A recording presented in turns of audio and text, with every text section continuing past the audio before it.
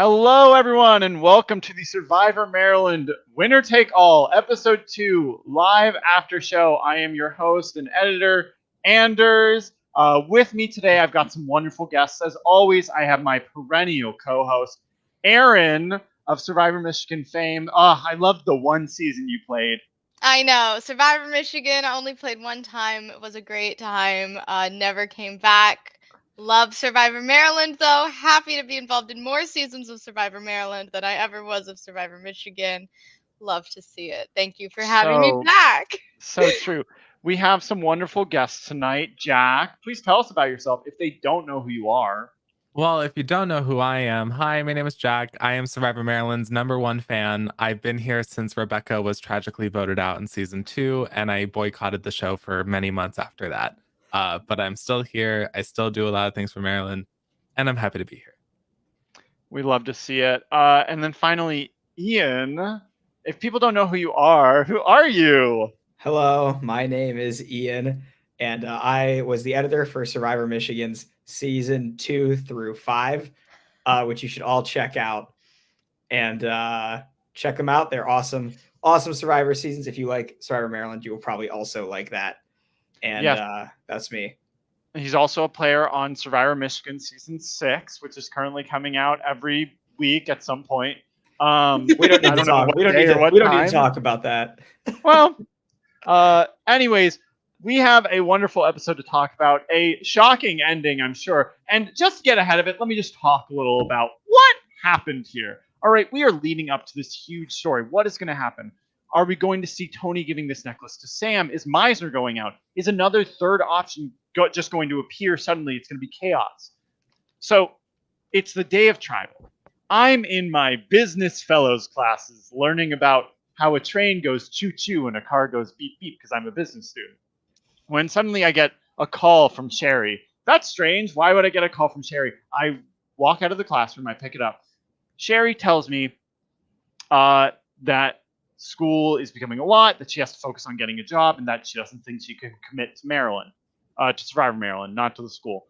Now, obviously, when casting Sherry, when you get the opportunity to cast Sherry, you take it. She said up front she didn't know what her time commitment would be. She didn't know how long she could play. And I said, Sherry, I will take you. However, I don't care. Like, if it's for a day, if it's for a week, if it's for a semester, I'll be happy.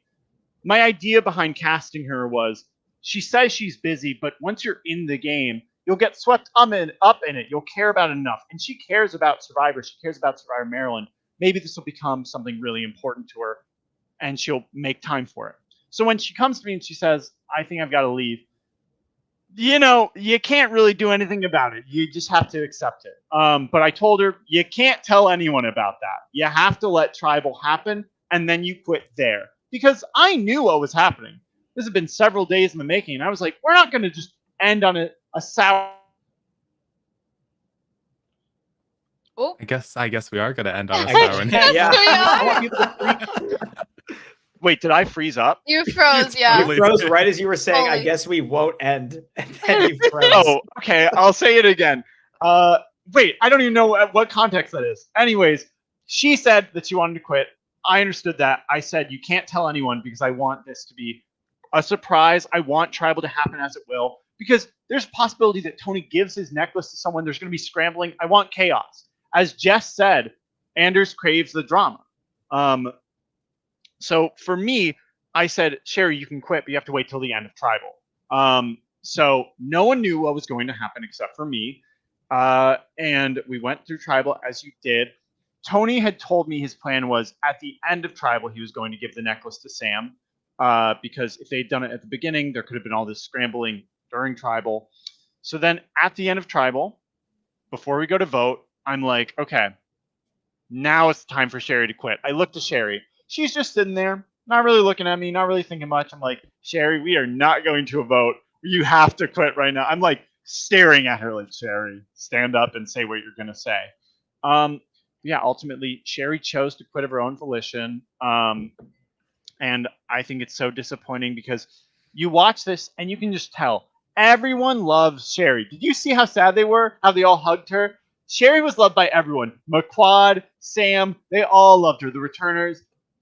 Sherry wasn't going to go home. Even if even if McQuad had won out on that, Sherry wasn't going to go home. Sherry was going to win this, I'm sure, or certainly not go home next. But with that out of the way, obviously we all feel very sad about Sherry leaving, and I'm sure we all wish she didn't. But the season goes on, and it's still going to be an incredible season. Let's talk a little bit about our reactions. What did you guys feel about this episode? What were the highlights to you? Oh my god, so many. I was fully jaw dropped when Sherry started talking and like saying she was gonna quit. Like there was no indication of that, and I was just like, I was so shook. So also based on what you said, there is fully a world in which she doesn't say something soon enough and Tony fully just starts talking and says, See, I'm that's giving this that's necklace what I to wanted to Sam. know. That's Yeah, like, fully feasible. That's crazy. That could have fucked over Tony so bad. Yeah, That's what it I was thinking. I fully was like, could've.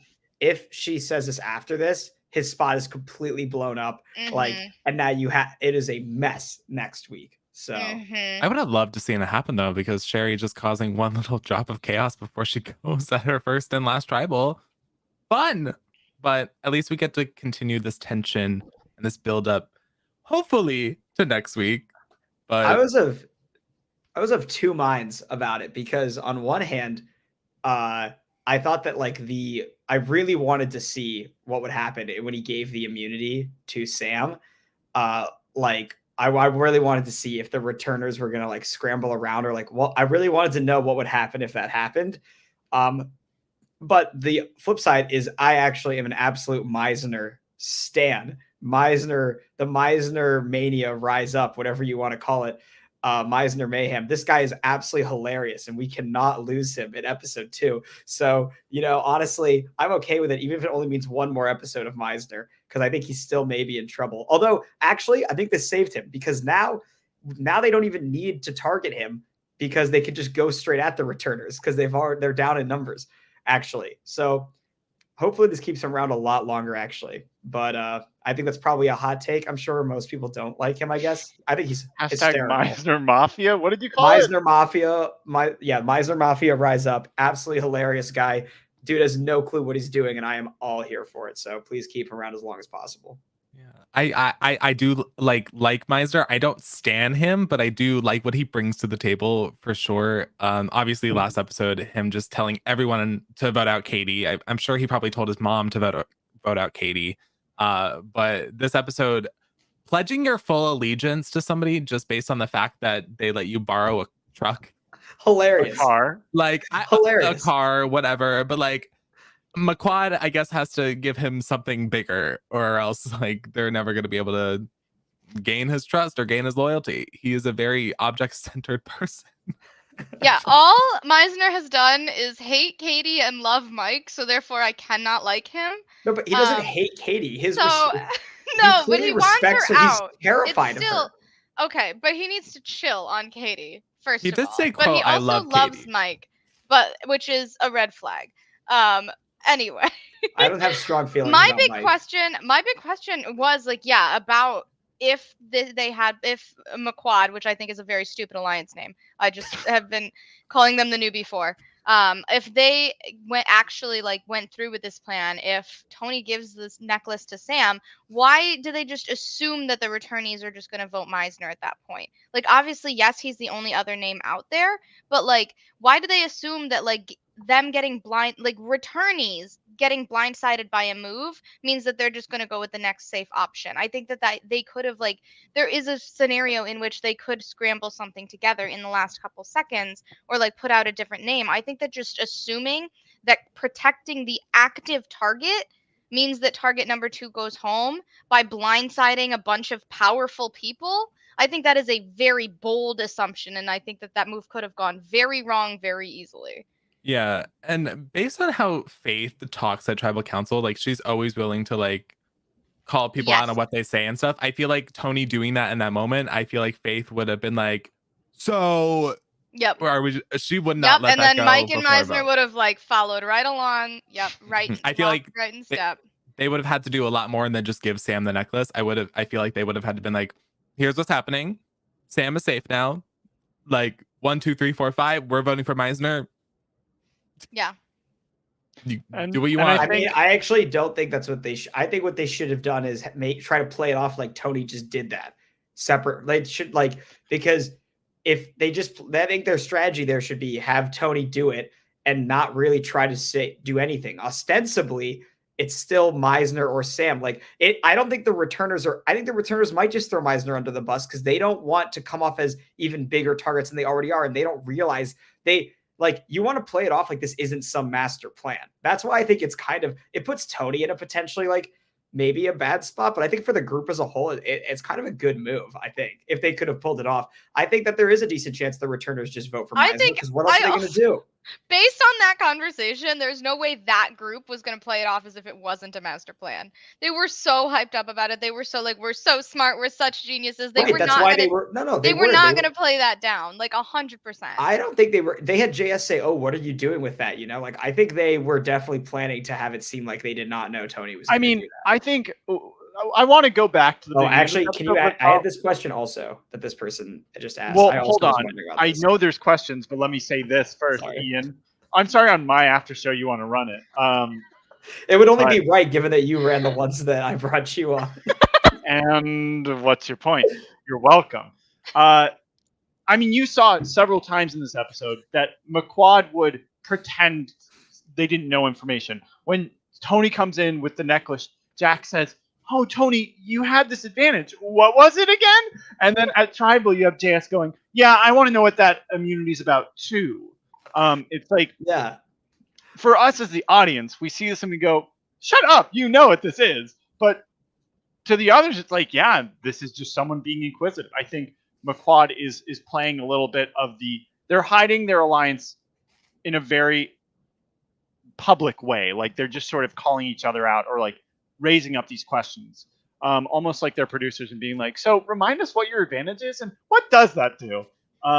But let's go back to the game, and I'll just answer this question people are asking. 2 people have asked. Oh no, sorry, that's a different question. Does he keep this immunity necklace for next tribal he goes to? Nope. I can't help that someone quit, but that was his first tribal, and congrats, he didn't get voted out. If he wants, I could give him a vote. But that's wait, what's this question? No, he could have given the necklace to Sam during the tribal. So I think that was the plan. He can't give it to her ahead of time. He's not allowed to do that. No, he could. Oh, so why? Oh, well, that's then I take it all back. He's a complete stupid idiot. If he's allowed to do that, he obviously should have done that because if he gives it to her ahead of time, then you can make it seem like it wasn't. Sam just had it and that it wasn't a plan at all. Then But if you give it to Sam, then it's just going to cause people to at tribal make plans. I think at that point, I think that they have a better chance of getting out Meisner, though, because if Meisner's the only other name out there, and then Sam comes in with this unknown immunity necklace that doesn't look like a move, it's just somebody gave it to her, then they're okay, guess we just have to go with Plan B. And they're not oh, somebody's trying to make a move on me. It's just oh, somebody protect me. And it doesn't blow back on you because they don't. Right. It isn't known that you did it. Yeah. JS can just blame Jess on the other tribe. And he would. Yeah. And so let's go back to the beginning. Last episode, we see Sabrina voted out. Truly queen of being unaware. She threw everyone under the bus. She didn't trust Katie, and she got sent home because of it. So here we have on Sababa, there's clearly a little bit of conflict going on. There's no immediate next target. Doug is still a name that's floating out there, and still Eric Eggroll is coming around going, "Hey, look, I think you should get out Doug." And I want to point this out. Andrew here is you know what? Someone from the other tribe coming to you and saying to vote out someone on your tribe, that's pretty convincing. Meanwhile, the previous episode, Eric Meisner came to all of them and said, "Vote out Katie," and they're like, "What the fuck is this guy on?" That's also there's also a huge difference between going to a full tribe and saying, "Vote this person out," versus going to somebody one-on-one and saying, "This is why you should look out for this person." There's a huge difference in tact there. And Eric Meisner has none of that. So yeah. And Andrew clearly was more willing to listen to a one-on-one pitch. And Andrew's playing so strong. I'm very happy with my winner pick at this moment. I think that Andrew did great, and I think that another big star of the episode for me was Dylan, not just because of the idol, but also because of the way that he reacted after tribal council.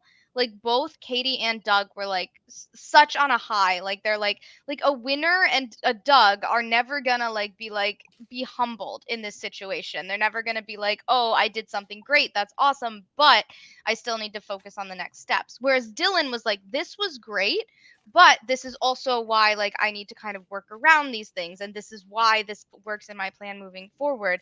And I think that like the way that he reacted to everything and the way that he's handling everything, I think Dylan's doing a fantastic job. I mean, winner take all, right?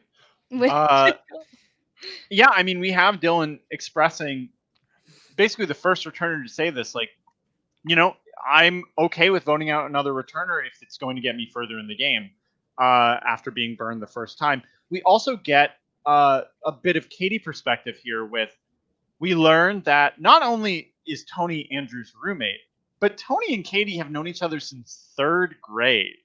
And they're going to be working together, even if they're not in the same tribe. How do we all feel about that? I know we all love pre-existing relationships. I do love them. And the pre-existing relationships are College Survivor, as far as I'm concerned. So I have no issue with it. I think that it's just going to make the game more interesting to me to see these dynamics play out. And I'll be curious to see how it all works out. Also, because to me, at least, Andrew feels like a very influenceable person to me. And I'm now thinking, Katie had that confessional where she said, I feel like I'm playing 2 Survivor games, you know? And I feel like her connection to potentially Andrew through Tony and all of this, it seems to me that Katie is in like one of the better spots of the returning players because of all the connections that she has. And I think it's possible that Tony and Andrew are being potentially puppeteered by the queen herself to some degree. I guess we'll see how that actually plays out. But I think that, it bodes very well. We do see in this episode, Tony makes a reference to something Andrew said to her, or said to him about her. Yeah, and then it looks like at the very end that Katie was almost talking him out of playing the idol on Sherry. On Sam. I mean, it sounds like he wasn't going to do that, but it's interesting to me that he's sharing enough of his game with her that like she's discussing that and knows exactly. It sounds like she knows everything that's going on. I'd be curious to know, does she know about this anti-returner alliance on that side? And is that something Tony's willing to tell her? You know, because that could potentially, I don't know, be a little dangerous for her. But I think the non-returnees on that side, on what's it called? Newbies. What is that? Newbies on Majesta. Majesta. I want to say Mufasa, but Majesta. I thought they were playing a really good job. Really, really great game. I think it's really smart for them just to immediately gun for the returners, honestly. I think it makes a lot of sense. And you don't see it that often. So it's nice to see them just come together and just be like, fuck these guys. We're not letting them just like run over us, you know? Versus the other tribe was a mess. What do you mean? I mean, the newbies on the other tribe were a mess. They were just like throwing each other under the bus as quickly as they possibly could to suck at the teat of, you know, Doug and Katie and all of them. So like, and as they should. As they should. I totally agree. As they should. Doug, Katie, final 2 would be perfect season. No complaints. Sorry, Morgan? Oh, I'm not a huge Morgan fan. Vinnick almost. You Winnick. set it up like Winnick was gonna get that idol, which I was like, what an interesting character to have an idol, and I was low key glad that he didn't. I do Nothing like Dylan. against Winnick, but I think He did. He and Dylan reached at the same time. Their hands that was touched. so funny to me. Winnick talking like it was their idol was so funny. Cutting back to Dylan, that was some real. We both reached for the gun energy right there. Yeah. Like it was like, oh no, we both reached for the idol. You know, I don't think so, bro. That cuts back to Dylan. He's like, I'll never play it on him. That's hilarious. Like that was no chance so in hell. funny. I hope Dylan has better luck with, you know, having an idol early in the game and being able to do what he needs to do do better. I feel like he has better chances this time than he did last time. I feel like he has a lot better reads. Yeah. My editor red flags are going up though when he had a confessional where he said, "Oh, I hope that like this idol doesn't come back to bite me like last time or something." And I was like, "Ding, ding, ding! I think this is gonna fuck you somehow." Also, he just seems like the most paranoid player in the game so far. Like he is like this guy is like just I think he's living on borrowed time for sure. But Well, for those who don't know, Dylan, last time he played season 6, he got an idol, and it was very good for him because he was able to survive the merge where he played it. But yeah, after that, his game really just sort of tanked, and he didn't have a lot of options. But here he is again with an idol. Doug didn't get this idol because we only gave 2 clues out instead of 4, and everyone else didn't go, "Oh, Doug, please get the idol, please, and don't ever play it, please." That is actually crazy. Doug not getting an idol is actually huge. Can we talk about Doug? Doug is so he wasn't in this episode as much, but he is so fucking funny on this season. He's giving me a very big like Jackson from Survivor Michigan energy, but on like his second season, where like it's so soon after his first season, a lot of these people at least know his shtick, don't trust him at all. Basically, like every meeting he has with everyone, there's like this undertone of like, we don't trust you, and he knows they don't trust him, and he's like he's like almost smiling as he's saying like, no, but like you should trust me, but he like doesn't even believe it himself. So funny. I don't think he's that long for this world, but God bless him while we have him. I mean, as Doug's #1 fan, according to Doug himself, I like him a lot on this season compared to the chokehold he had on the whole game of Major Conflict. It's like refreshing to see him not have that complete control, and like it's actually like entertaining. So he's fun when he's not in a position of power, like immediately or throughout a whole game. So it's I thought he was funny on Major Conflict also, but I'm a weirdo, so you know. Well, that season had Angie, so it's really hard to stand anyone when Angie's there. So Speaking of people who have had a chokehold on screen time, how are we all feeling about Michaela? Queen of Block. I don't know who that is. Michaela Queen of going twice in the challenge. I don't know who that is. Queen of winning the challenge for Sababa. That's all. I don't you know, know she who voted it in the is. majority, and Quite she's sitting literally, pretty. that I is don't know all. who that is. I don't know who that is. Look, last week we took an L, but this week we bounced back. True story. When she had that confessional in the first episode, I genuinely was like, I like had a brain fart of like, who literally is this? I'm confused. This person, yeah. Who is this? Oh, I watched Did that. I miss I thought I knew everybody on the tribe at this point. Like, is there 11 on this tribe? Did I miss something? Like, I'm very confused. Who I is this literally watched person? that episode twice, and on my second viewing, I saw her like at the lunch scene, and I was like, I have no clue who that is. It's like that episode. It's like in Lost when they, at one point in When Lost, they started Paolo having and some of Nikki? the extra. Yeah, she's the Paolo and Nikki of Survivor Maryland. When they started having extras just suddenly be characters, they were trying to pretend they'd been there the whole time. You were like, I've been watching the show. I know that you haven't been here the whole time. Look, some people just aren't as important in the beginning of the series, or maybe at all. And sorry, you know, she's a queen. She's gonna have her arc. She's gonna have her arc. She will have her arc. One episode she'll appear in and be gone. Or she will get the Knock Me like confessional filmed right before Tribal, and then it'll be her time to go. And you know what? Or maybe she'll have an iconic, you know, Carla-esque, you know, visibility. Sorry, the two ends of the spectrum are Knock Me and Carla. Well, Carla is an invisible queen. Knock Me is an invisible flop. So yes, those are the two ends of the spectrum. Speaking of flops, I feel like we sort of brushed over what my biggest hot take is going to be of this episode, which I cannot believe actually that this happened, that this is the episode I get to come on, because my biggest hot take of the season was going to be that I think Sherry is an absolute flop. And so for her to quit the game, it gave me the absolute just like carte blanche, I feel like, to explain my view on this, which is that I think the Sherry hype is just like, I didn't watch Survivor Maryland when it was originally coming out. I binged the entire thing when I was in college and got into College Survivor. And so I binged all of seasons like, 2, 3, 4, 5, 6, 7. Actually, I guess at that time it was just 2 through 5 or whatever in like, a couple weeks or whatever. And Sherry was not somebody that I like registered as like anybody at all. And then I like get more involved in College Survivor, read more stuff, come to find out she's this huge fan favorite. And I was just flabbergasted by it, to me. Like she was in like 2 episodes of, how many episodes was she even in of Guts and Glory? She was in 3 episodes. And to put some perspective on it, Guts and Glory was probably the most viewed season before All Stars. I think that premiere Guts and Glory is one of the biggest viewed episodes of Survivor Maryland. And Sherry was a big reason why people, I think, continued watching that season, because that's why I think Guts and Glory was the one where we sent to people. It's like, watch College Survivor. Trust me, this episode's good, because you see Sherry's journey from being on the bottom, being on the outs, to being triumphant at the end by getting What? Priya out. Still being on the outs, she goes home like 2 episodes later. She doesn't go home is the important thing. That, like, she had Because such a she big does impact. something. Mm-hmm. And obviously, how are we supposed to know that Matt was going to be a flip-floppy flop? Like 2 episodes later. But And look, not Sherry Matt. says, I think it was Mikey. Sherry says in this episode, this cast is better than Guts and Glory. And to be she's fair, right. That's she probably had to play true. with Yeah. Mikey, and Yeah. that tried. So I agree. I don't think she's a flop. I think she was playing great. She was with the returners. She had Tony. If you're a Everyone returner, liked her. you're a Faith returner? said Sherry is not going home before merge. Well, Faith was wrong. If you're a returning player and you quit after 2 weeks, it's insulting to all of the other people who wanted to return and didn't get a chance to.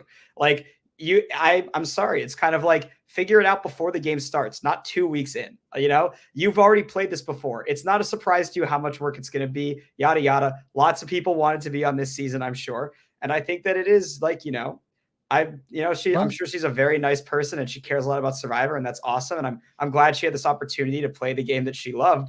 But there was other people who probably could have come back and done more. If you quit after 2 episodes, you're a flop. Let me be a Sherry defender again, because her first season, she was on a tribe of 6 people. She had somebody who spoke Chinese on her tribe. Like, she had like that initial bond with somebody. She didn't feel like she was on that.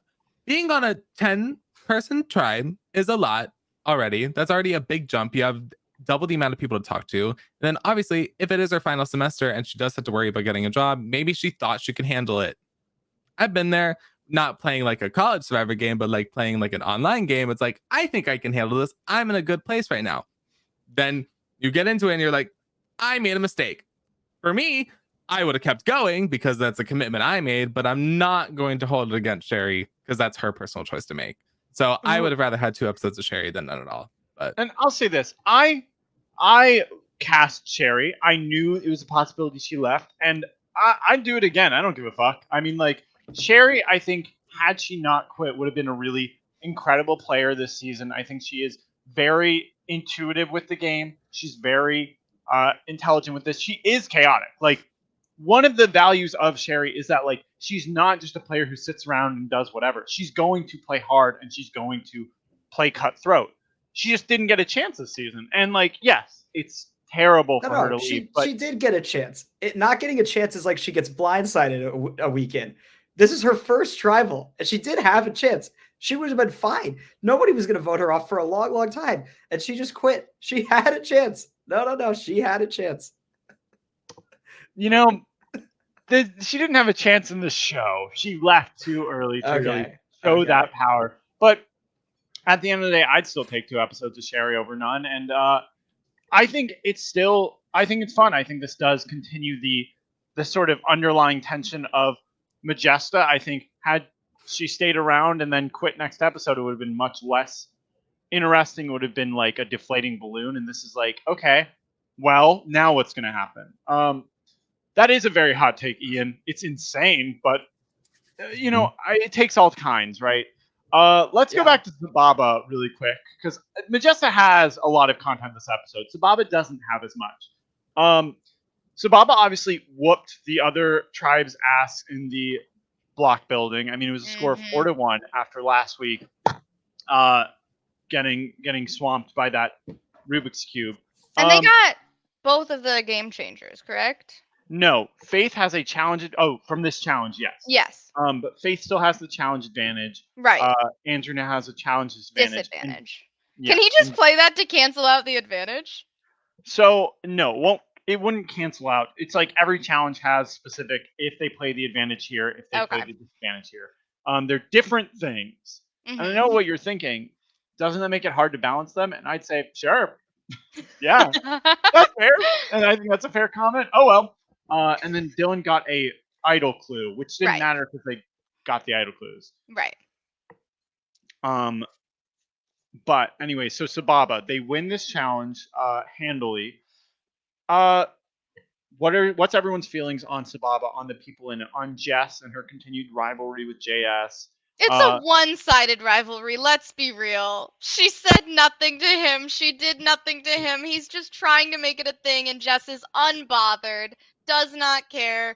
Queen, icon, focusing on herself, centered. Jess is top tier. We are here for Jess. We need to see Jess go very far in this game. Mm-hmm. Top tier, top tier. Also loved in the first episode. I'm sure you guys covered this in the first after show, but like just the chaos of Jess being largely responsible for a lot of the Sabrina of it all, but just taking 0% of the heat. I loved it. It was I was like, this is what we love to see. A chaotic genius. Look, Sabrina didn't do herself any favors, but Jess spread around that Fish did these things when he didn't, and then it all was Sabrina's fault.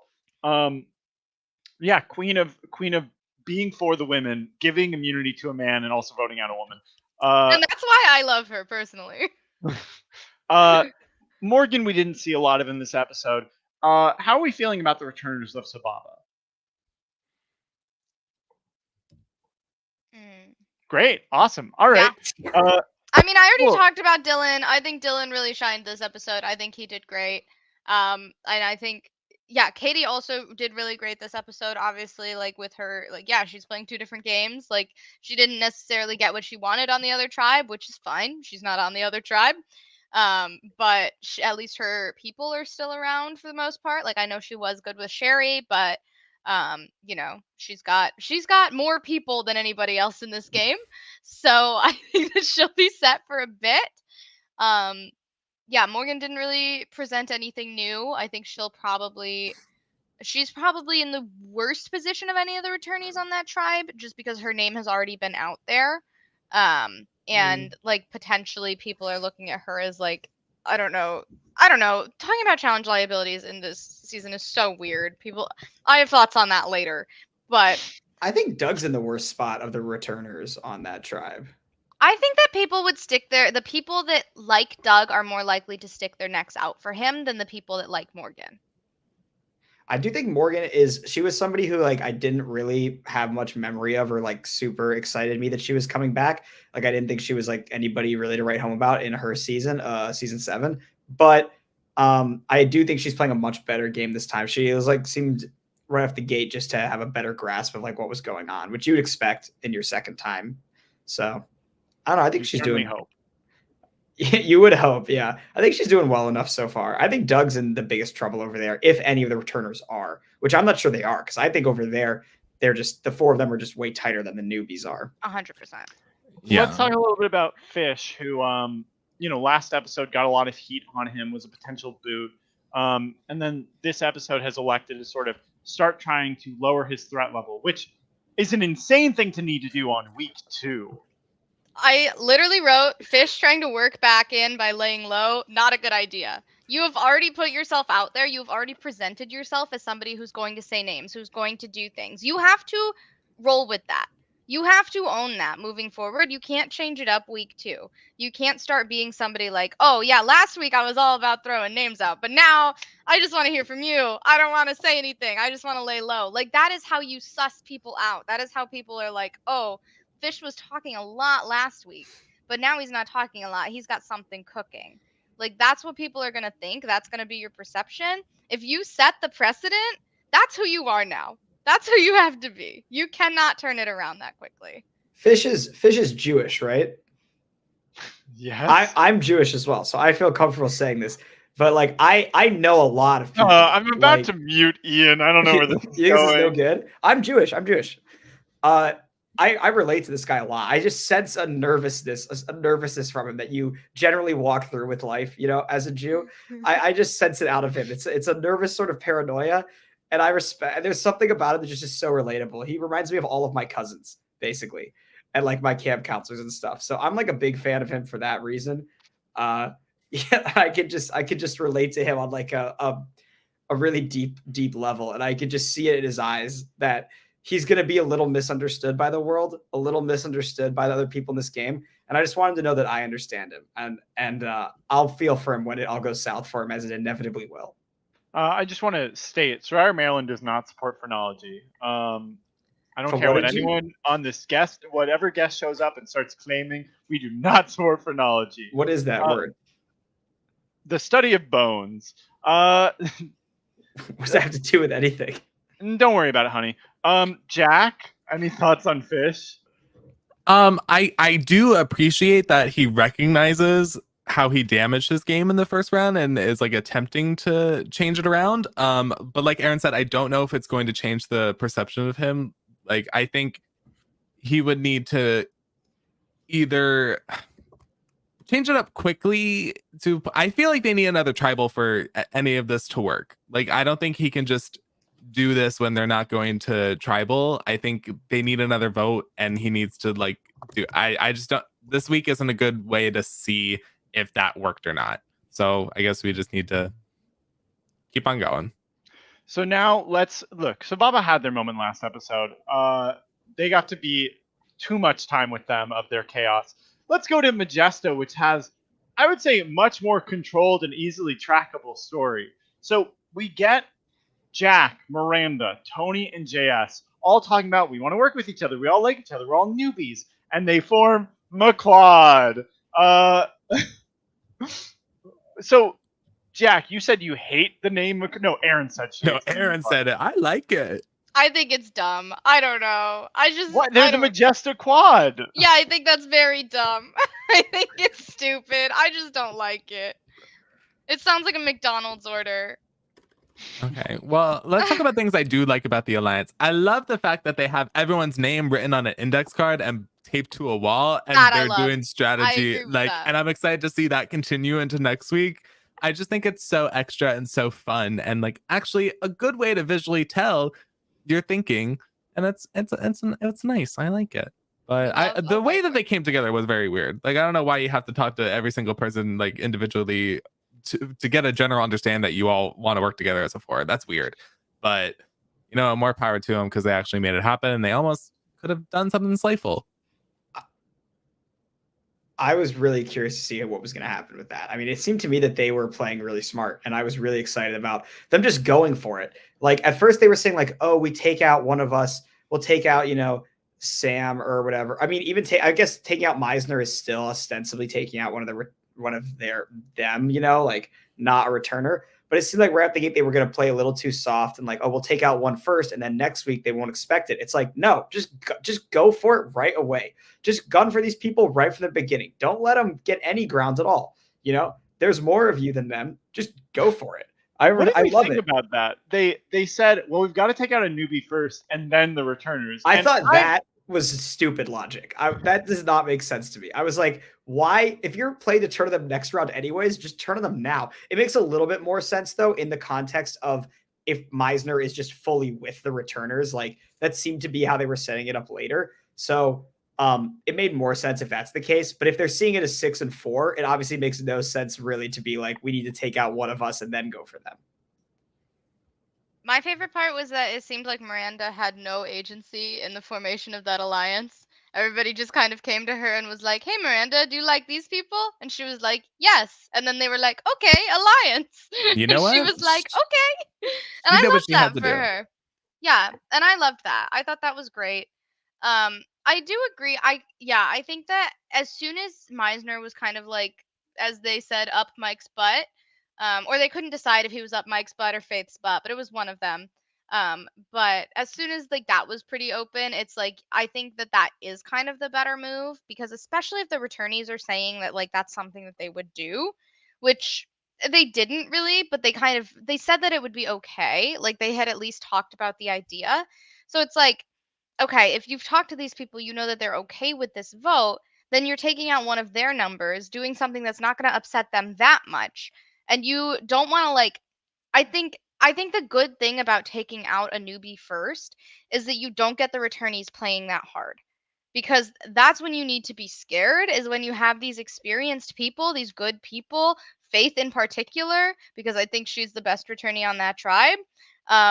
Like actually playing hard and actually trying to get done what they want to get done, and they could do it if they wanted to, in my opinion. So I think that like kind of placating them and taking out another newbie first is not a terrible idea because you don't want them going into the next week playing hard and figuring out how they're going to counteract that.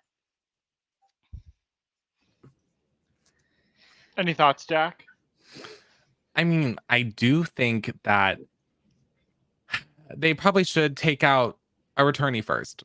I will say that. I think that's probably the smarter move, because if you take out just Meisner first, then obviously the 4 returnees are clearly going to just make a 4 strong thing, because they don't have a Dylan there who wants to just save myself. I wanna Winner take all. winner take all, but it's just gonna be me, the only returnee left. I feel like the 4, well, maybe Eric Eggroll, but other than that, like I feel like Mike, Faith, and who's the other one? I'm forgetting them. Sherry, babe. Oh, well, never mind. Don't Clearly, worry it doesn't about they took a returnee out. They did. They got Sherry out. Flop. No. What are we feeling about those returnees? Like, we saw a lot of Mike basically taking the reins, forming the returnee alliance, and basically saying to everyone, yeah, so Sam, Meisner we can get later, but Sam?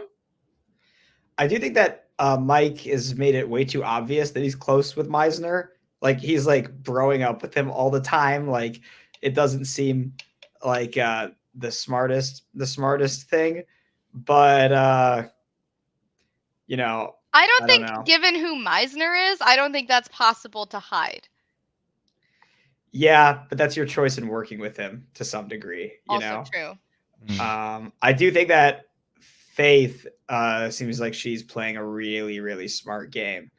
At least in this episode, it didn't seem as much, but in the first episode, it seemed like she was going to be pretty connected with other people on the tribe, including the new players, and that she won't be one of the first ones targeted. Mm-hmm. But this episode, it did seem like they had somewhat clocked that. It was interesting to me. The first episode, it looked a little bit more like almost that Jack and Faith were maybe going to almost like control the tribe to some degree. This felt not so much. So I'd be curious to see going forward how much of Faith's talking to these people like still holds over, or if that kind of fades away in this like, newbie versus returner thing. I think it's all gonna come down to like how she recovers if and when they take out Mike, because I think that's what's really killing her, is that they view her as like very close with Mike, and they know that Meisner is up Mike's ass. So it's like, that's just like it's building a power group. So they're like, I think that if Mike goes out and she can recover well, then she'll be in a very good spot.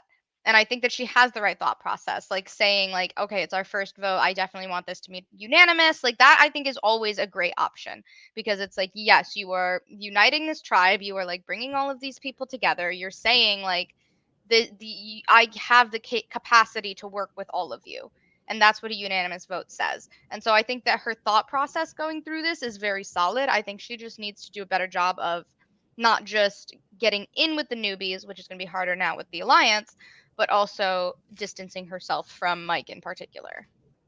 Yeah, I think she needs Mike to go in order for her to like truly thrive. Completely agreed. I think she's someone who I don't, even just going into it, I don't know how she's going to win. She becomes too much of a threat, and she doesn't seem like I almost could see Katie almost would be like so much of a threat that she starts to not become a threat. And if she could just somehow get close to the end with a number of her people, Faith, I think, is going to be that second place threat, sort of, where it's just too much. And even if she gets to merge, all eyes turn to her. She's got the spirit of Emily in her. Like, she will be fine. She will be fine. Erin, important question from the audience. What if instead of McQuad, it was Bayquad, since they're all Bay? Would you like that? I love a Bay squad, personally, yes. What's wrong with McQuad? McQuad is a fine alliance name.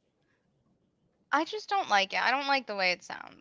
Don't worry, Erin. You'll never hear the word McQuad again this season. Yeah, God, I wish. It's going to be a fucking episode title. What would you have named them instead? Quickly. I don't know. Leave. The J squad for JS. No. Miranda and her minions. That's what I would call them. Yeah, that's great. Dude, Miranda is the absolute fourth wheel of that alliance for sure. I know. Well, I want to bring this up. Jack, in the first episode, you see her talking with all these people, and then she says she's still trying to figure out who she's going to align with. In this episode, we see she's chosen to work with McQuad, and then Sam, because now Sam is useful. now Sam can be a swing vote. How do we feel about Jack's choices here? I mean, she clearly had the pickings of the litter, and she chose McQuad and Sam. I think once, the vote becomes like McQuad versus the returnees and like that whole thing happens, I feel like Jack's game's going to get exposed a little bit.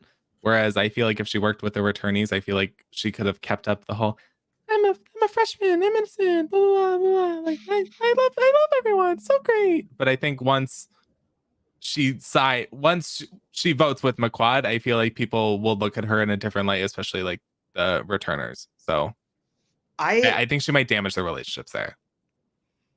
I'm trying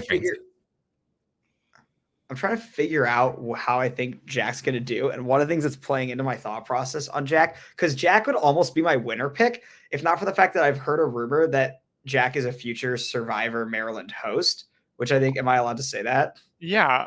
It's not a rumor. It's true. Okay, so what I'm curious about with that is that does a winner really become host? Because there's like a certain level of bitterness that everybody from casts have towards their winners, I think, at least in my experience. So I'd be curious to see, like, does that, like, would that not be like political enough if they became the host, or is that like a classic sort of Brady spot? Like she gets 6th or 7th or something, and she does like pretty well and becomes the host because most people from the cast like her. Maybe she's robbed Goddess a little bit. They think she should have won this season.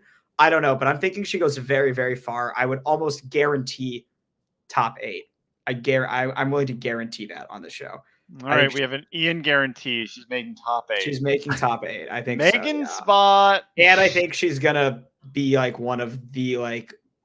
This is like her season in some sense. Like when you think of this season, she'll be one of the main people you think of when it's over. I just have a sense about her from that. So that's my. Is it that she's gotten a lot of airtime in the first 2 episodes, or what's the? Yep.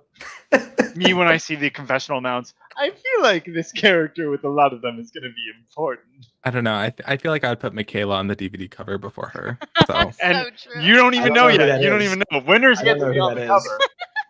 I don't know who that is. So where I stand with it is I think that the division in general, I think is bad for Jack.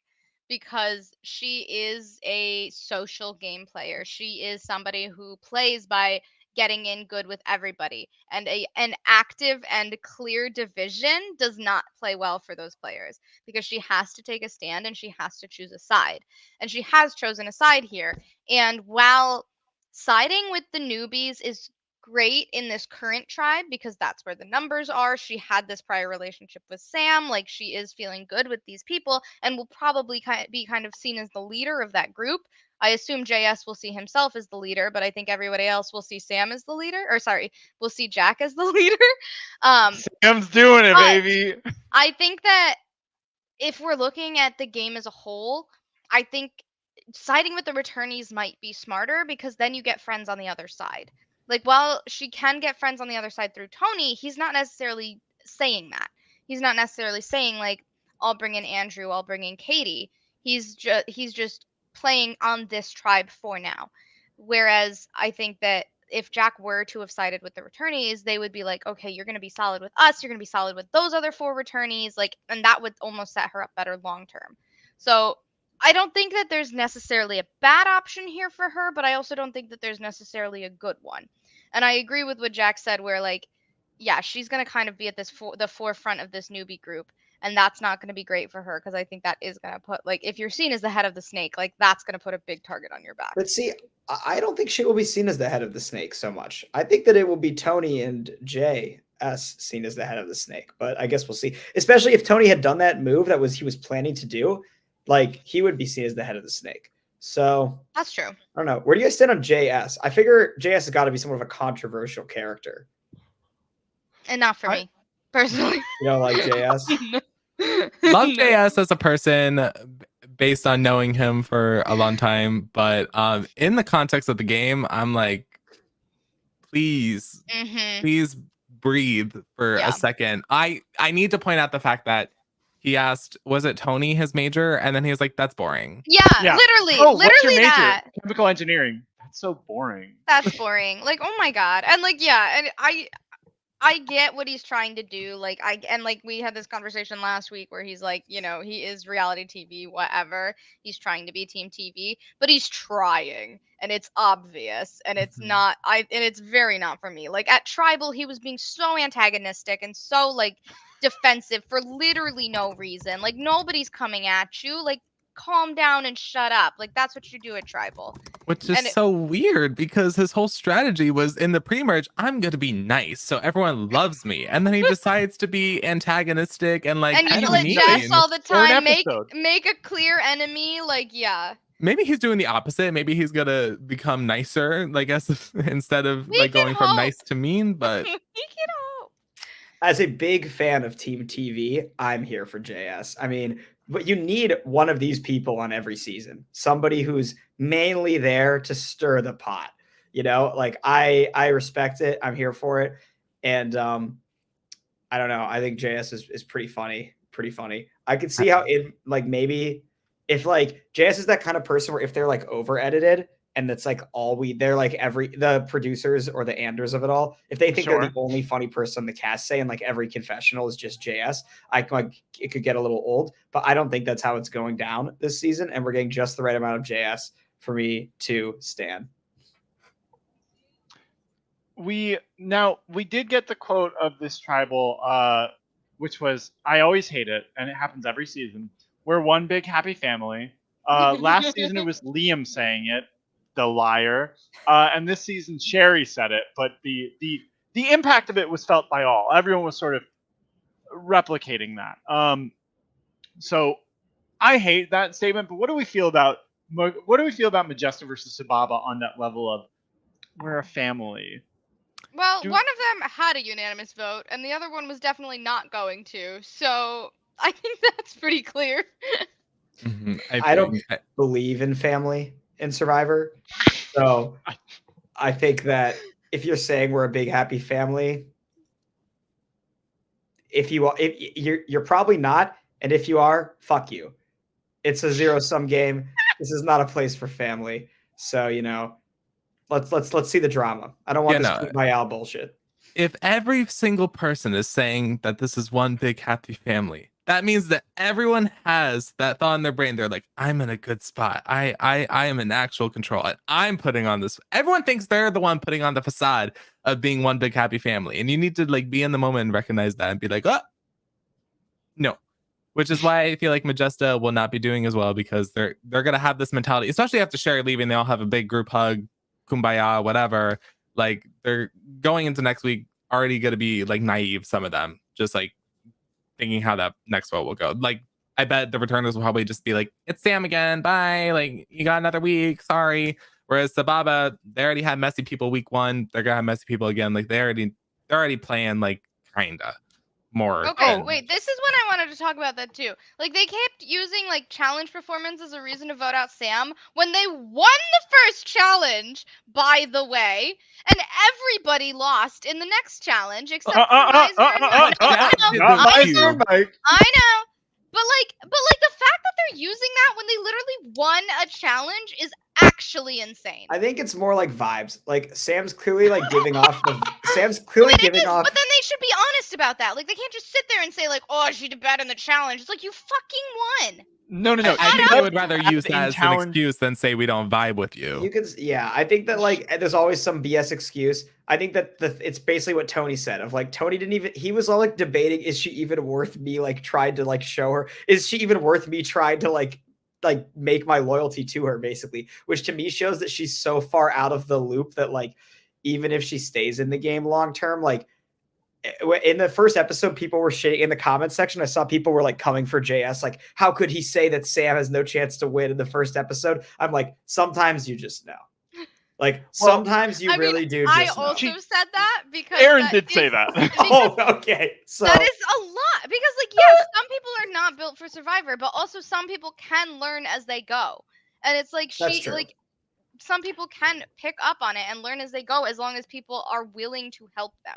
And it's it's important to note that the conversation with Sam here is a great idea of how she's been communicating with people, which is. Tony had to be like, are you going to vote for Meisner? And she's like, yeah. And she's like, are you sure? And then also she said, I really wanted to make an alliance with you, Jack, and JS. Tony, I didn't really like think about you. That was iconic.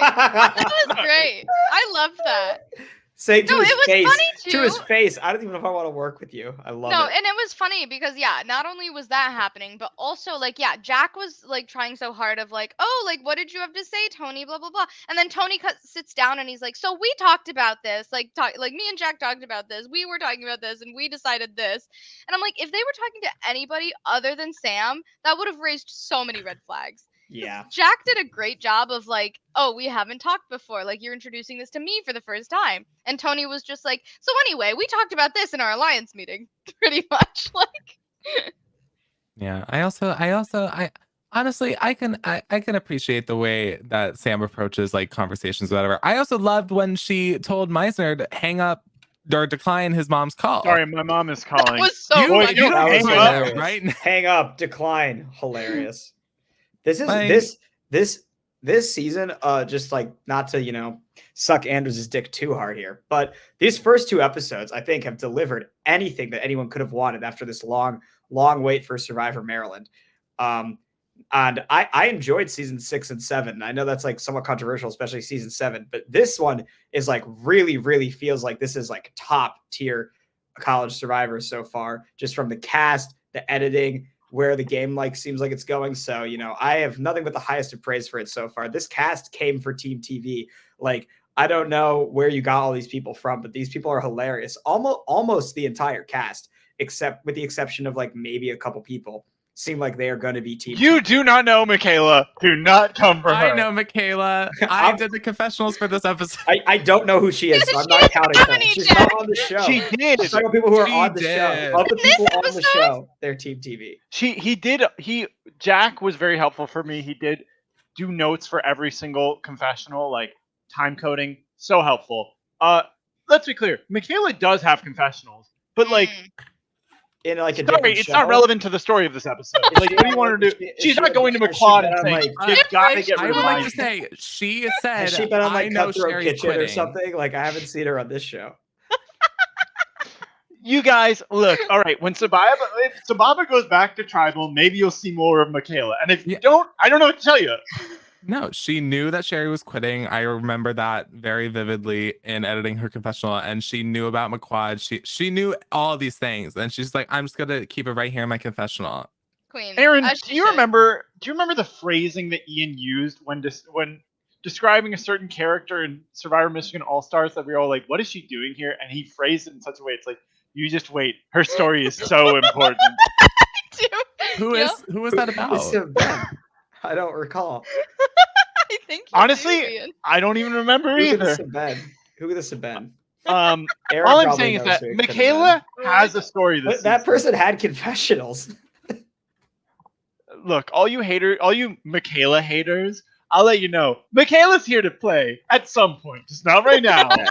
Also, I can't wait to see I'll it take your word for personally. it. I am a big believer in everybody has a story, so I'm excited to see Michaela's Some of story them just once- aren't on the season. Once she appears, once she maybe her story is like somewhere else, but I'm sure she has one. I'm sure it's Michaela Nader's rise. Let's go. Is it like a hot take to like? Is it a hot take to be a fan of Doug? Am I meant to hate Doug? Oh, I love Doug. I don't hate Doug at all. I've always been a Doug lover. Doug's hilarious. I think I this, was a Doug hater, and now I'm a Doug. why? Because he has friends. I'm not supposed to like him just because he has friends. Yeah. Yeah. If anything, you should be hating on his buddies who like just let him roll through the game. It wasn't. I would Yeah, never hate all right, Fonty. we're I not would never hate repeating- Fonty. We're not repeating Tim hate right now. Like, get over here. Get over it. I like I'm all happy those to people. rehash some Tim hate personally. all Oh those my people. god. Doug was He's not robbed. on- This guy should have won easily. I Easily. almost got Tim on this season, and by got him, I was like, "Please, Tim, play again," and he was like, "Absolutely not." Oh, Period. And good on him. I think that's smart. Yeah, actually, fair. it would put With him, Doug? him, Doug, No, and no, no, Santi. no, no. Him, Oh, okay. Put him, Doug, and Santi all on the same tribe this season again. Just see what happens. If it didn't work once, maybe it'll work again. Look, let's talk about Meisner really quick. I don't think we really Oh. have. We He's had some so Meisner funny. moments. He's so we had funny. him. The block challenge. Him and JS both standing up is very funny to me. When he threw a full tantrum, when he thought that when like they got it wrong or whatever, almost knocked it over, then threw another full tantrum when they won and knocked everything over. Like, oh my god. Can I ask, how does he know Katie from, like, what is his relationship with Katie from preseason? Okay, so okay. They are both in business fraternities, so like they just know each other that way. Because you got the sense, I got the sense in the first 2 episodes that Katie was like a known figure to a large number of the cast. And like the way Meisner talked about her was kind of the way that like, it was almost the way that people from Survivor Michigan would talk about like Cooper if they didn't know him super well. It was like, it's just like, she came off as this like, you know, iconic-esque figure that Meisner, it was like, I imagined he played some Catan with her or something, or maybe some Monopoly and just been crushed. And he just, anytime he's ever interacted with Katie, she is just in like a life, I guess, just been more successful than Meisner, is the sense I get. think if you ever interact with Katie, she's gorgeous, talented, intelligent, amazing, godlike. You bask in her glory and you realize she is superior to me. And so right, which it seems this guy, he's fully aware of this, it seems like. Oh, and he's threatened by it. Look, as he said, everyone loves Katie, including him. And he sees her and goes, well, I've got to take her out. And if not me, then everyone else. Yeah. She's Godzilla, and he's like thousands of fleeing, you know, like people in the streets. You know, Cooper wishes he was Katie. I will not tolerate any Cooper slander, by the way. Strictly in terms of, you know, the social dynamic, I also agree that Katie is like far superior to Cooper because she actually won Survivor, something that Cooper James would never, has never, and could never come close to doing. So okay, he has one. Cooper. Let's be clear about that. Not Survivor Michigan, but he has one. Oh, what? So non-canon, whatever. He won Michigan versus MSU. Please, what is that? Is that on TV? Where can I watch it? Oh my god. All right. We don't need to argue about Cooper. This is not a Cooper James podcast. I would love to be on that. It's the Katie. What's her last name? Katie On. Katie On. It's the Katie On podcast, and every episode should be. And real quick, when you watched Guts and Glory, who are the characters that stuck out to you? Katie, Pascal, and the Soka Trio. That's who stuck out to me. Which to me, those are the main characters, right, of that season. Molly slander. I don't remember Molly. I don't remember Molly. Oh, Nicola? Renee was like, what did he? Alan? I want to say Renee made a really bad move around Merge. I want to say. Certainly did. Alan was memorable only in how unmemorable he was. That was like his shtick. King of Rocks. Yeah. Him rocking out's hilarious. But yeah, Katie, Pascal, and the Soka Trio was like those are the main Guts and Glory people, as far as I'm familiar with. That's a fair answer, I think. Yeah, I was curious because you were like, Katie, what's her last name? It's like I feel like that was in the. Okay, I don't know everyone's last names. I probably should have known her last name. It's okay. If I did first name and then first letter of all last names, like some seasons of Survivor Michigan, you would know it was KDA. In this season, it's just JS, which is not his last name. So let's talk a little bit about future predictions. All right. So we know who Erin thinks is going to win this game. Her newbie pick is Andrew. And he is my main pick. I want that to be clear. Yeah. I didn't ask for the newbie and the returnee pick. That wasn't me. But yes. Yeah, Erin's begging just to get all 18 picks she can.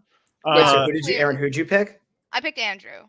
And who's your returner? And another subtle Andrew moment I liked this episode was when he let like when Dylan and Katie saw like the second game changer, like after he had already like secretly pocketed the first one, he was like, okay, yeah, you guys can go first so you can go get that. And I was like, yes, Andrew, like, yeah, give it to somebody else. Like, you know that they have it, and you're saying you can go get this. And I think that was great. And my returnee pick is Faith. Let's go back to that actually. So game changers. Now we're really getting in the effect. It's during the challenge you have to find them. We see in this moment Andrew finds it coming down. Dylan sees it, and then JS and Miranda are like, "Is that a game changer? That piece of trash by the wall?" So funny. How do we think? Do we think this is sort of going to continue? How much of a role do we think the game changers are going to play in these challenges, in the strategizing of them? Is it interesting or is it a nuisance. If they become more than just idle clues or challenge advantages or disadvantages, I think Jess's game changer was probably the most like significant one thus far. I would love to see maybe a more like not that I want to see vote steals or extra votes, but I want to see something that impacts the strategic part of the game more. But we did see a vote steal as the Dean's List power last season, so or whatever it was called, I forget. So Oh maybe yeah, it it'll was called the Dean's List. I'm like, what are you talking about? Yeah. listen, Survivor Maryland Superfan, what do you expect? But that's what I would hope to see as the rounds continue. Really 'cause- curious about this next. Oh, sorry. No, I'm done. Go.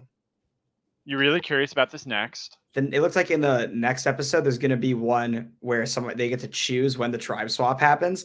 That's fascinating. I'm really interested in that. I like that. I haven't seen that before. That's cool. Yeah. In general, I'm on board with these game changers. I have all kinds of hot takes. I think all these twists, all this shit, it's like if I was the player, I would hate it. But as a viewer, good TV. Let's see it. Shake it up. I've seen a lot of Survivor. Mix it up. New twists, new whatever. I want to see how they handle it. As long as it's not anything that's like, I don't know. If I don't like it, I'll decide I don't like it when it happens. For now, You'll be really loud about. Hey, look, all twists are good until the audience hates it. All twists are bad good. twist. Like, I don't, are any of you guys watching Australian Survivor by chance? I'm following what happens on Twitter. Well, anyways, this season, this Australian Survivor, I think is better than CBS Survivor these days. And this current season of Australian Survivor, it basically is like production interference this season. Like it comes off like they are just introducing twists simply to save production's favorites. But it turns out if production's favorites are also my favorites, then I'm completely fine with it. Like maybe it's just the way it's been edited, but like the last 2 episodes, like the person you like the most is about to go home and production just like, they just say, oh, no vote this tribal. Like they just legit just interfere with the season, and it's hilarious. It's funny TV. The people who people just freak out. Oh my God, what are we going to do now? So like, I'm all on board with twists as long as I like what happens with them.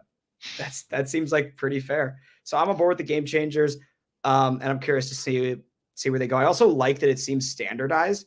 It seems like not to again compare to other seasons, but like Michigan season 6 that's coming out right now has a similar twist that I think is worse because it's like just completely random how you get the thing. In this, it seems like it's always going to be at challenges. Everyone knows that's the case, and that adds a level of strategy to it. It adds a level of control for the players. So I appreciate that as well. So I like it so far.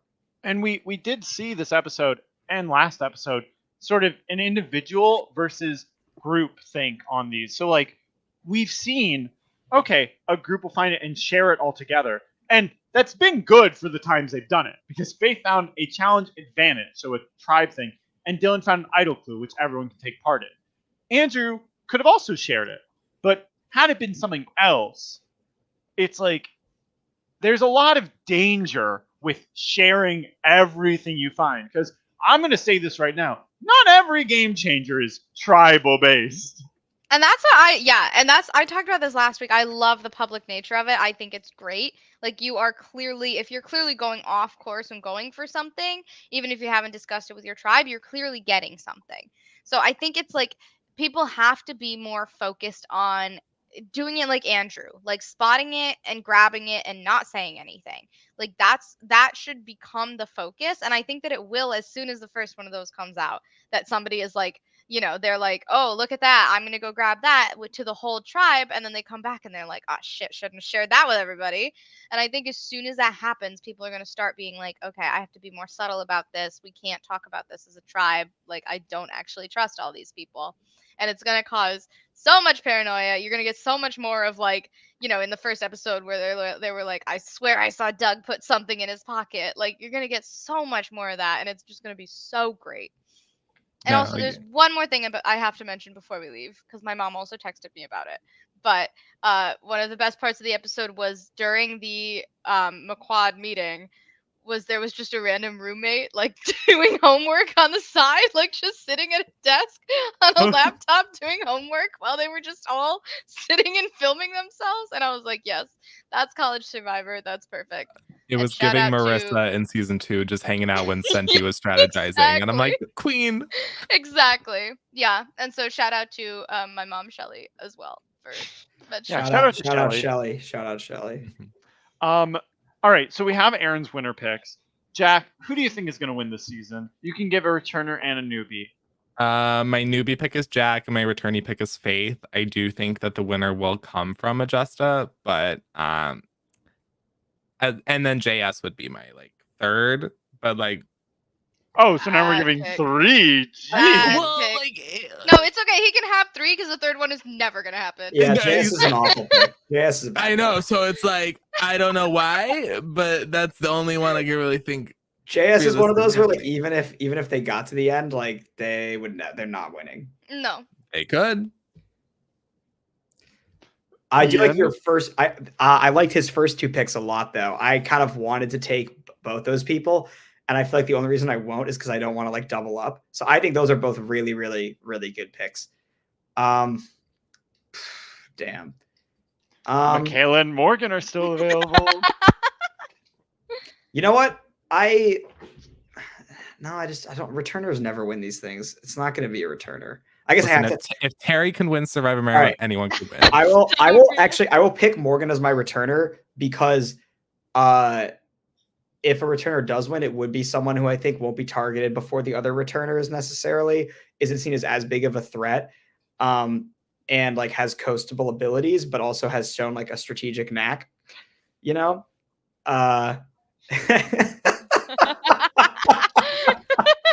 Get him. Exactly. And then as for new people, I'll take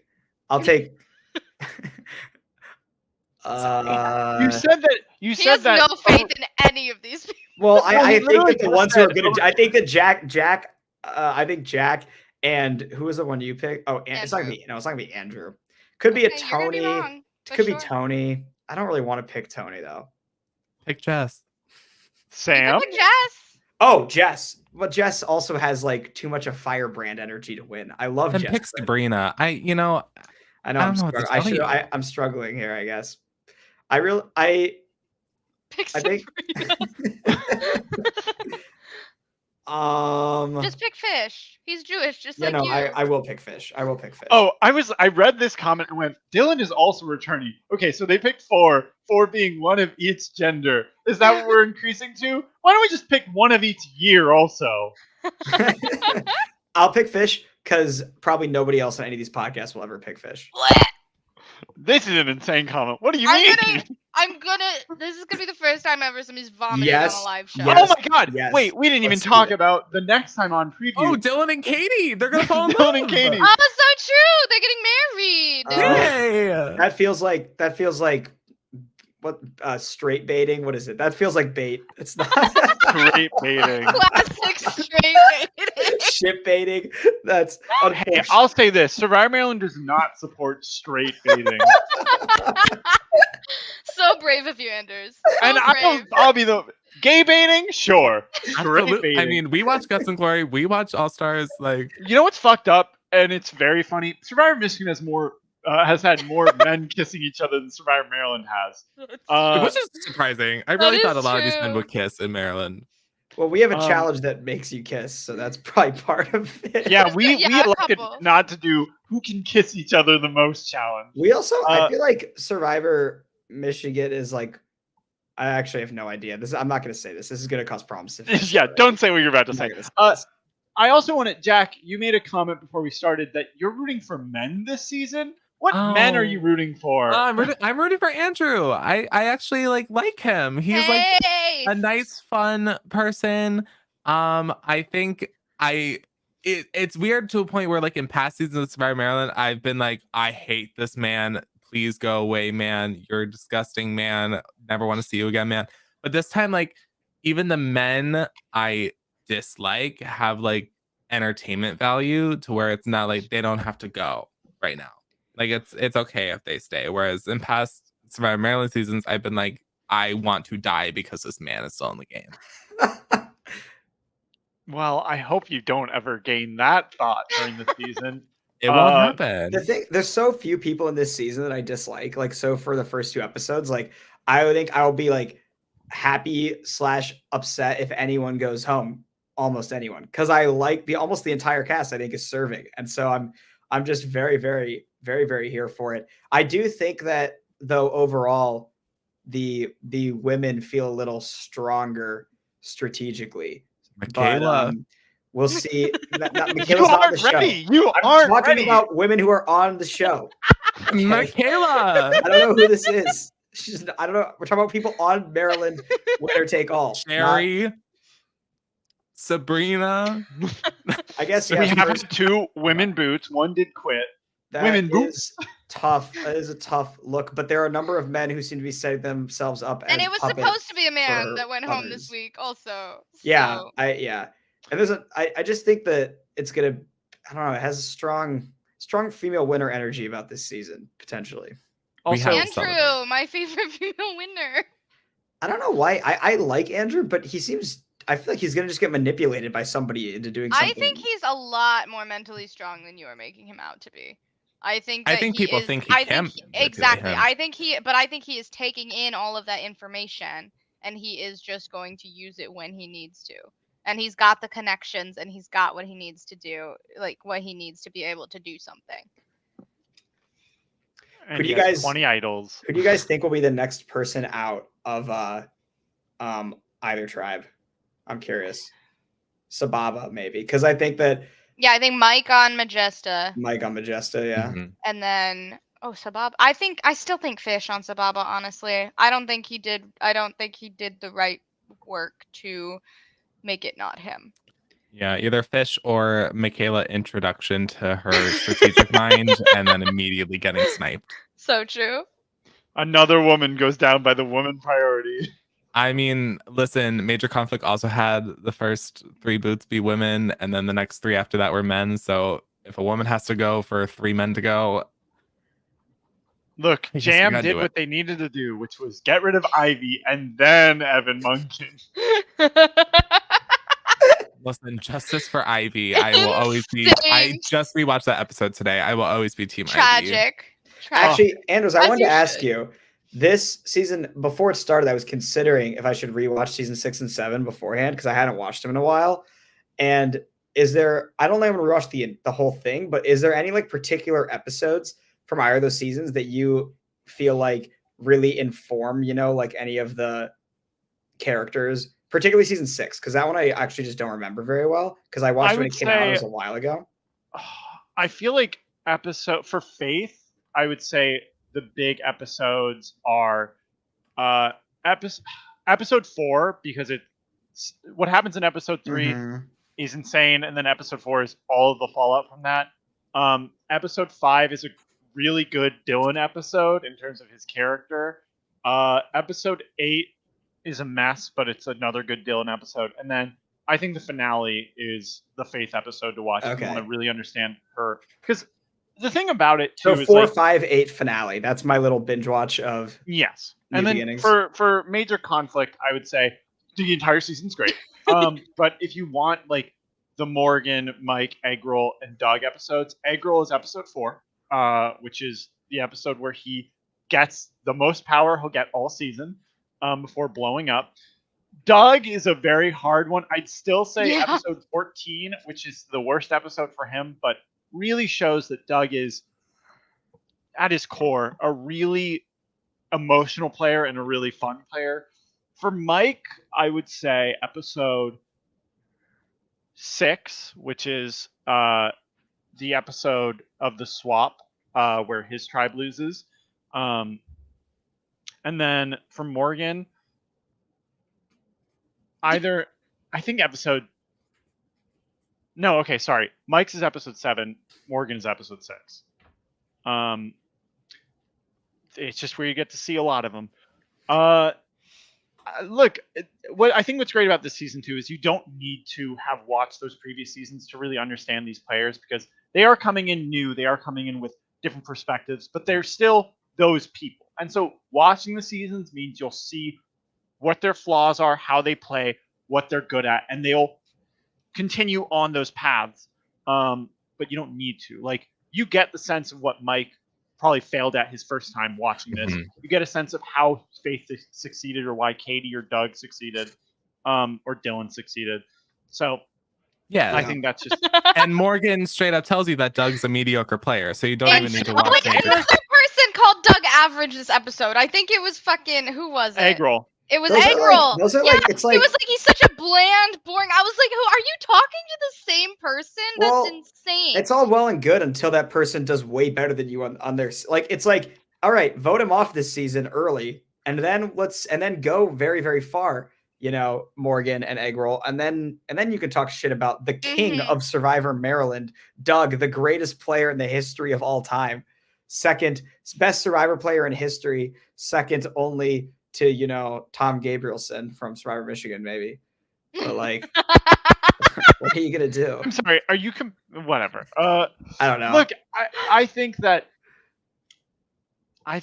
it's very funny. Look, when you have a very strong feeling towards Doug, and you're like, he wasn't even like the most manipulative person. He just had a lot of allies who listened to whatever he did. You're just gonna feel bitter about it. And like, Oh yeah, it's you know, understandable. Morgan says Doug just didn't try anything, and Eric says he's just not that good of a player. Everyone just bows down to him. But Oh wow! Eric, in the same conversation, Eric was also kind of saying like he is that good that in the room you'll start to like him. You know, like he was kind of saying both things at once. He was, exactly. Yeah. I will say, actually, he refers to him as a perfectly average player because he's not like just strategic or just social or just physical. He's got all of the attributes, so he just evens out to being like, there's nothing about him that sticks out in a very positive or negative way. He just is But that's perfectly balanced. not what perfectly balanced and average are two very different things. Yeah, I feel like average in that context sounds more like a negative than, and like being greatly balanced or like having a balance is Yeah, more if like you of a have positive. it all, that sounds like you're a great player to me. Well, that's So not where what he was said. Angie mentioned in that comment? She was the best person on that season. That's so fair. I mean, get to finale. Hashtag Dane Train. Choo Oh, don't worry, you have baby. fans in the audience, Jack. Period, Tommy. Well, we'll see next episode what happens. Why did Katie and Meisner fight, besides the very obvious reason? What happens because of it? Do Katie and Dylan get married? Does Meisner Is take Mike his gonna shirt go off? home? What? Does Meisner take his shirt off? Oh my god, probably. I mean, We need more. Or That's other something. things. We need more of that. More. You guys More used. You guys. stripping? Yeah, you guys' cast used to be Maryland. I remember when Maryland Outback, I was like, oh, this is just like shirtless men this season. Like, there's no, like, I was like, do they just have insane heat? And since I didn't know that College Park, Maryland was like so hot all the time. Like, some of these dorms do not have AC. I will Well, say bring that back. the- Let's mix it up a little the bit. dorm- Too much clothes in Ian this wants season more so far. shirtless men. I Write need it more down. Chandler stripping for Steve to take him to final 2. Look, I've heard the comments. People want hotter players, and to that I say, I don't know what to tell you. I tried. These players are hot enough. Well, I'm not going to talk about that. All right, it's 2017, dude. I guess that's right. Well, thank you everyone who watched. Before we go, if there's anything you guys want to plug, Jack, why don't you start? Anything you'd like to plug? You can follow me on all social medias. I am at Jack Connors with a Z. I am going to be releasing more music soon. I do music, so give a listen to it when that comes out. It should be out soon, hopefully. And also, it's my birthday in 6 minutes, so please send me money. Happy Thank birthday. you. Also, Yeah, what's your Venmo? what's that? You can DM me for that if you want. But also a very important tidbit in Survivor Maryland history. In 3 days, on the 23rd, it will be the 10-year anniversary of Terrapin Trials beginning filming. So it's the 10-year anniversary of Feluke being a Survivor player. So and Victoria and a bunch of other Marissa.